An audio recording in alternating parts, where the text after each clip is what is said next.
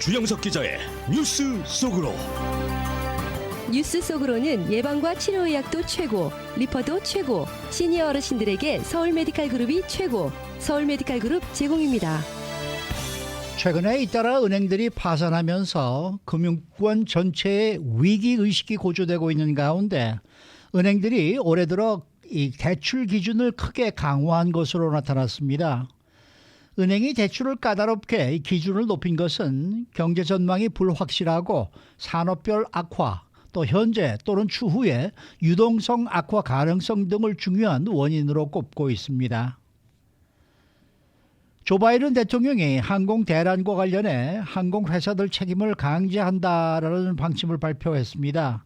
이 항공회사들은 내년 대선을 의식한 선거용 정책이다라며 강하게 반발하고 있는데요. 자, 이 두 가지 소식을 오늘은 이야기해 봅니다. 주영석 기자. 안녕하십니까? 우선 이 요즘 은행들의 분위기가 심상치가 않은 것 같습니다. 그렇죠. 뭐 은행들은 정말 이 최악의 상황에 대비하고 있습니다. 원래 그렇잖아요. 모든 일이라는 게 그런 상황이 안 오기를 바라고 실제로 또 최악의 상황은 잘 안 오겠죠. 안 오겠지만 그런 상황이 혹시라도 올 경우를 대비하는 것이 그런 비슷한 상황이 올 때 그래도 잘 넘길 수 있는 그런 이제 길이 되기 때문에 은행들이 요즘 그 최악의 상황에 대비하고 있는데 그것은 역시 은행들이 할 수 있는 최선은 역시 대출 기준을 강화하는 겁니다. 그래서 올해 들어서 대출 기준이 상당히 강화된 것으로 나타났고요. 그 시점은 실리콘밸리뱅크가 파산을 한 그 전후로 이렇게 지금 알려지고 있습니다. 그래서 실리콘밸리뱅크가 공식적으로 파산을 선택하기 전에 뭐 이미 은행가에서는 어느 정도 좀 알려졌겠죠. 어렵다는 것이. 그래서 그 시점부터 은행들이 대출 관리에 들어갔고요. 근데 문제는 대출이라는 게 돈을 빌려주는 거잖아요. 그래서 개인이건 기업이건 은행으로부터 돈을 받아서 그 돈으로 사업도 하고 여러 가지 일을 보게 되는데 그게 이제 막히게 되니까 신용경색의 우려가 더욱 좀 확산되고 있다. 그래서 연방준비제도는 은행들이 대출 기준을 강화함으로써 신용 경색 때문에 경기 침체가 올 수 있다. 이렇게 최근에 지금 경고를 하고 있습니다. 그러면은 은행들이 대출 기준을 강화한 거는 구체적으로 어떻게 확인이 된 겁니까? 네, 연방준비제도의 데이터에 나왔는데요. 지난 8일 이번 주에 공개한 1분기 은행 대출 담당자 설문조사 결과에 의해서 확인됐습니다. 예. 올 1분기에 그러니까 올해 2023년 들어서 1월부터 그 3월까지 사이에 은행들의 대출 기준이 강화된 것으로 나타났고요. 또 대출 수요도 악화한 것으로 또 드러났습니다. 그러니까 은행들이 대출도 잘 안 해주고 또 은행들에게 대출을 받으려는 그런 수요도 줄어들고 좀 이런 상황이 되고 있습니다. 구체적으로 살펴보면 대기업과 중견기업에 대한 상업용 대출, 산업용 대출 기준을 강화했다는 응답이 46% 거의 절반에 달했습니다. 네, 그래서 이제 기업들, 대기업이나 중견기업에게 잘못 대출해줬다가 이게 부실화되면 큰일이니까 은행들이 대출 기준을 강화했고요. 이 같은 조사 지난해 4분기 그 직전 분기 조사에서 44.8%가 나왔기 때문에 한 분기 만에 1.2%포인트가 늘어난 것으로 나타났어요. 그리고 그 시기적으로 보면 말씀드린 대로 3월 실리콘밸리뱅크 파산을 전후로 해서 대출 기준이 깐깐해졌다. 이렇게 볼 수 있다는 연방준비제도의 분석입니다. 네. 그렇다면 이렇게 은행들이 대출 기준을 강화한 이유는 무엇일까요? 네, 이번 그 연방준비제도 설문조사에 보면 은행 대출 담당자들이 몇 가지 좀 대답을 했습니다. 이렇게 대출 기준을 강화한 이유를 그걸 살펴보면 불확실한 경제 전망. 그러니까 경제 전망이 불확실하니까 이럴 때일수록 부실화를 최소화시켜야 되겠다. 대출이 부실화되면 그걸 해결하기가 상당히 어려워지기 때문에 부실화될 수 있는 대출을 줄이자. 이게 이제 은행들의 이유였고 또 하나는 리스크 허용 범위를 축소하는 전략. 뭐 마찬가지 맥락인데 이 대출이라는 건 리스크. 왜냐하면 대출을 받아간 사람이 돈을 안 갚을 가능성이 있기 때문에 리스크한 그런 그 방법이잖아요. 그래서 리스크를 최소화하기 위해서 대출 기준을 엄격함으로써 대출을 많이 줄이는 이런 쪽을 택한 것이고 또 각 산업별 어려움이 커진 것에 대한 대응. 그러니까 은행도 어려워지지만 지금 산업별 어려움도 크기 때문에 경제 상황 때문에 그래서 그 어려운 산업에서 이제 활약하는 그런 개인이나 또 기업들이 돈을 이제 은행에서 빌리려고 하기 때문에 이제 그런 어려움에 빠진 기업이나 개인에게 돈을 함부로 빌려줬다가는 부실화될 수 있기 때문에 그런 것에 대한 대응 차원에서도 기준을 높임으로써 우리는 해주고 싶은데 당신들이 이 기준에 충족이 안 되니까 못 해드립니다. 이렇게 말할 수 있게 그렇게 기준을 올렸다는 얘기고요. 또 현재나 또 앞으로의 유동성이 지금 악화되고 있다. 지금 현재 유동성이 나빠졌고 앞으로도 더 나빠질 가능성이 있기 때문에 돈이 잘 돌지 않잖아요.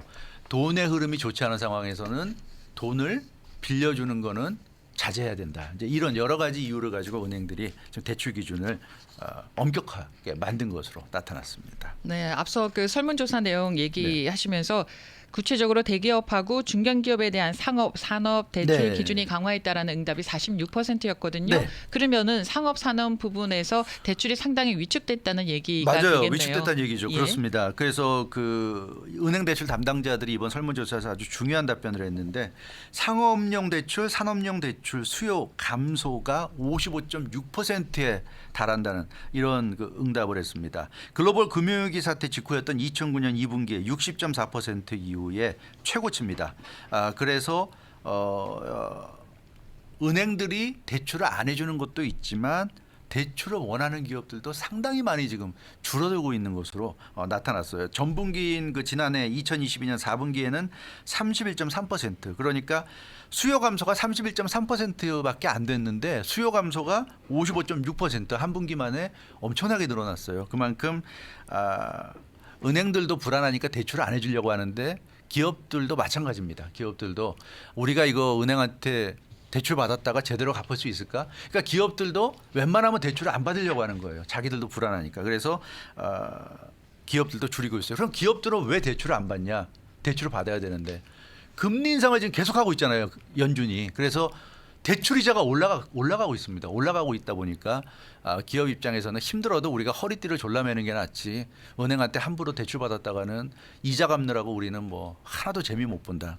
그래서 대출 이자가 높아졌기 때문에 기업들도 대출을 바라지 않고 있다. 지금 이런 상황인 것으로 나타났습니다. 네, 이렇게 돈이 돌지 않으면은 경기 침체를 불러올 수밖에 없는 거 아닙니까? 그렇습니다. 신용 경색이 지금 심각하다고 연준은 지금 지적하고 있는데요. 신용 경색이 다른 말로 하면 돈이 돌지 않는다는 거죠. 그래서 지금 이게 상업용 대출, 산업용 대출은 물론이고 다른 여러 분야에도 지금 악영향을 미치고 있어요. 은행들이 대출을 줄이다 보니까 주택 대출, 모기지라고 그러죠 우리가. 모기지가 역시 모기지 대출 받기가 어렵고요. 신용 대출. 개인이 주로 신용 대출을 많이 받는데 신용 대출도 어렵습니다. 자동차 대출. 자동차 살 때도 캐시가 많은 분들은 뭐 캐시 내고 살 수도 있지만 대부분 자동차 대출을 받는데 자동차 대출도 마찬가지예요. 좀 어렵습니다. 그리고 신용카드. 그래서 모든 종류의 대출이 지금 힘들어지고 있다. 이렇게 말씀드릴 수 있겠고요. JP 모건 체이스의 수석 이코노미스트 마이클 페롤리는 아주 비관적 분석을 했습니다. 대출 공급이든 대출 수요든 큰 그림에서 지금 암울한 전망을 보이고 있다. 근데 말씀드린 대로 은행이 대출을 안 해주는 것도 있지만 우리 개인적으로도 그렇잖아요. 은행한테 대출을 받을 수도 있는데 안 받으려고 하잖아요. 대출 이자가 세지기 때문에 대출 이자가 굉장히 높기 때문에 그 비싼 이자를 물면서까지 내가 은행에서 돈을 받느니 어떻게 하든지 내 선에서 해결하겠다. 이런 생각들을 한단 말이에요. 그래서 대출을 해주는 쪽도 대출을 안 해주지만 대출을 받으려고 하는 쪽도 요즘은 대출을 받으려고 하지 않는다. 그러니까 굉장히 지금 돈이 안 들고 있는 이런 상황이라는 얘기입니다. 시카고 연방준비은행의 어스탄 굴스비 총재는 최근에 그 야후 파이낸스와 인터뷰에서 그래서 역시 굉장히 우려하는 목소리를 냈습니다. 신용 위축이 이미 시작되고 있다. 그래서 돈이 돌지 않고 있다. 이러면 경기 침체 가능성이 굉장히 높다. 이제 연준도 경기 침체 가능성이 있다고 말해야 한다. 이렇게 좀 얘기했습니다. 이 발언은 제롬 파월 연준 의장을 겨냥한 발언으로 풀이되는데요. 제롬 파월 연준 의장이 최근 5월 FOMC 이후에 기자회견에서 경기 침체 관련해서 이렇게 얘기했죠. 경기 침체 가능성은 희박하고 경제가 완만한 성장을 할 가능성이 있다. 이렇게 언급했는데 시카고 연방준비은행 총재는 그래서는 안 된다. 경기 침체 가능성이 있다고 솔직하게 얘기해야 된다. 그래서 제롬 파월 연준 의장을 향해서 직격탄을 날리기도 했습니다. 네, 그래서 연방준비제도는 이번에 발표한 보고서를 통해서 이제 각 경제 주체들에게 경제 침체 가능성에 대비해라 이렇게 권고했다고 해요. 그렇죠. 연방준비제도가 이번에 금융안정 보고서를 발표했는데요. 신용경색 우려 때문에 경제활동이 둔화할 가능성을 언급했습니다. 퍼스트 리퍼블릭 뱅크가 JP 모건 체이스에 매각된 후에 처음으로 공개한 금융안정 보고서인데 은행 시스템이 지금 압박을 받고 있고 지속적인 인플레이션이 이루어지고 물론 지금 인플레이션 폭은 계속 떨어지고 있지만 어찌됐건 아직까지 인플레이션은 지속되고 있고 금리 인상 여전히 아직까지 지속되고 있고 신용 경세. 그래서 위험 요소가 많다는 얘기입니다. 그렇기 때문에 연준 보고서는 경제 주체들에게 각자 알아서 주의하고 대비해라. 물론 연준도 경제를 담당하는 이제 주체로서 여러 가지 대책을 마련하겠지만 각자 또 준비를 하라 이런 얘기를 했고요. 현재 경제 전망도 안 좋고 신용 여건도 좋지 않고 자금 유동성도 나쁘고 그래서 이런 이 우려가 좀 크다고 연준은 보고서에서 얘기하고 있습니다. 그리고 은행이나 다른 금융기관들의 경제에 대한 신용 공급이 앞으로 더욱더 위축될 수 있기 때문에 그런 상황을 대비해라. 이게 뭐 오래 가지 않을 수도 있어요. 근데 사실은 뭐 몇 달을 안 가서 또 뭐 연준이 금리 인하에 나서고 그러면 또 좋아질 수도 있지만 어찌 됐건 그런 상황이 올 수 있고 오게 되면 얼마나 길게 갈지 알 수 없기 때문에 대비를 해라. 이렇게 지금 연준은 경고를 하고 있습니다. 네. 자, 이번에는 항공업계 관련 소식인데 조 바이든 대통령이 항공업계에 결국 칼을 빼들어서 아주 강경한 모습을 보이고 있습니다. 이번 주에 백악관 연설을 통해서 항공업계를 강하게 비판했습니다. 항공편의 결항, 지원 문제 등을 아주 강하게 비판하면서 환불은 기본이고 환불 외에 별도의 보상책을 추진하겠다고 선언했어요. 그러니까 우리가 항공편 예약을 하면 몇 월 며칠 몇 시에 공항에 가서 이제 탑승해서 가면 되는데 그게 뭐 지연되면 공항 가서 괜히 1시간 2시간 또 기다려야 되고 또 아예 캔슬되는 경우도 있고 근데 그런 경우에 좌시하지 않겠다는 얘기입니다. 이제 새로운 규정을 마련해서 강제적으로 그런 경우가 생기면 강제적으로 탑승자들에게 보상하게 그렇게 만들겠다고 조 바이든 대통령이 얘기했습니다. 네, 어떻게 보상을 하라는 얘기예요? 대책이 뭔가요, 그러면? 예, 구체적으로 보면요, 모든 항공사가 예. 그들의 탓으로, 그러니까 항공사 탓으로 항공편이 취소되거나 지연이 되면 그때마다 책임을 져야 된다. 이렇게 조 바이든 대통령이 얘기했고요. 구체적인 예시까지 했어요. 그러면 뭐 예를 들어서 호텔에 가서 머물러야 될 수도 있잖아요. 네. 그럼 호텔 예약 비용을 다 항공사들이 제공을 해야 되고 현금 마일리지도 제공해야 되고 여행 바우처 등도 줘야 되고 그래서 이런 여러 가지 얘기를 하면서 반드시 보상하게 만들겠다 이런 얘기했습니다. 그리고 특히 이 얘기 강조했어요. 자발적인 보상이 아니라 의무적인 보상이다. 그러니까 항공업계가 알아서 보상하는 게 아니라 아주 법으로 만들어 가지고 뭐 캔슬이 되거나 딜레이가 되면 무조건 배상하게끔 그렇게 만들겠다고 아주 강제화하겠다는 뜻을 분명히 했습니다. 제가 기억하는데 예전에 한 20년 전만 해도 미국 항공계도 이거 모든 걸 책임을 졌었어요. 이 맞아요. 캔슬이 네, 되면은 맞습니다. 뭐 네. 호텔도 이렇게 잡아주고 그랬었는데 요새 이렇게 완전히 좀 뭔가 달라지지 않고 이 항공업계가 거의 책임을 지지 않게 된 거 이게 참 문제예요. 예, 요즘 책임 안 집니다.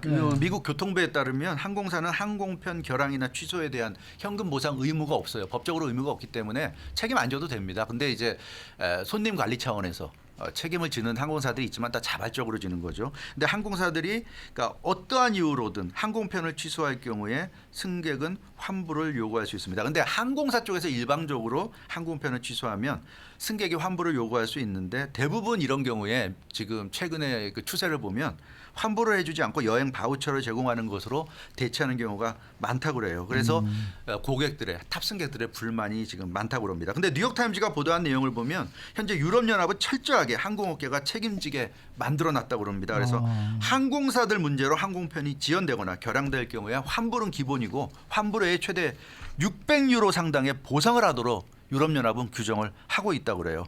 그렇기 때문에 미국도 이렇게 유럽연합을 따라가겠다. 아주 법적으로 지연되거나 캔슬되면 법적으로 탑승객에게 얼마까지 보상하도록 환불은 기본이고 얼마까지 보상하도록 만들겠다. 피트 부티지지 교통부 장관도 성명을 내고 그런 입장을 지금 밝힌 상태입니다. 그런데 조 바이든 대통령의 방침에 대해서 항공업계는 받아들이지 않을 듯한데요. 전혀 받아들이지 않고요. 굉장히 네. 강하게 반발을 하고 나섰습니다. 에어라인스 포 아메리카 이 항공사들의 연합체죠. 에어라인스 포 아메리카가 성명을 내고 조 바이든 대통령 발언을 반박했는데요. 항공사들은 일부러 항공편을 취소하거나 연기할 그럴 이유가 없다. 어쩔 수 없이 그러는 건데 우리에게 모든 책임을 강요하는 것은 지나치다 이런 얘기고요. 항공편이 정시에 출발하고 도착하도록 통제 가능한 모든 조치를 항공사들은 취하고 있다. 항상 안전을 최우선으로 하고 있다. 또 안전성을 개선하기 위해서 노력하고 있다. 그렇지만 극한의 날씨라든가 교통 통제 문제 등이 있다. 보통 항공편이 캔슬되거나 딜레이되는 건 날씨 탓이 많은데 그건 천재지변 아니냐는 거죠. 우리가 그 컨트롤 못하는 건데 그것 때문에 무조건 항공사들이 다 100% 책임을 져야 된다 그러면 이건 아니지 않느냐. 항공사가 통제할 수 없는 요인 때문에 일어나는 일을 가지고 책임지라는 거는 이건 어불성설이다 이런 얘기고, 항공업계 일각은 조 바이든 대통령 아주 원색적으로 비난하고 나섰어요.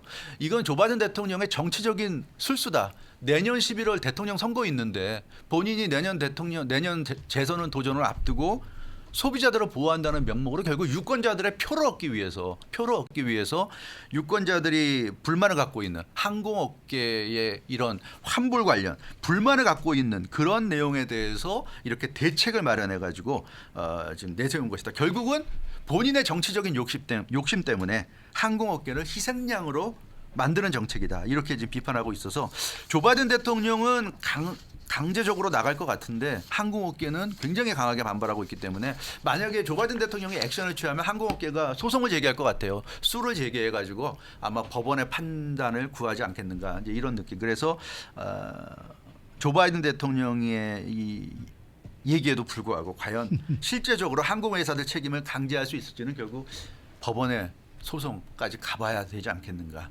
이런 생각이 듭니다. 네, 주영석 기자였습니다. 뉴스 속으로는 예방과 치료 의학도 최고, 리퍼도 최고, 서울 메디칼 그룹 제공이었습니다.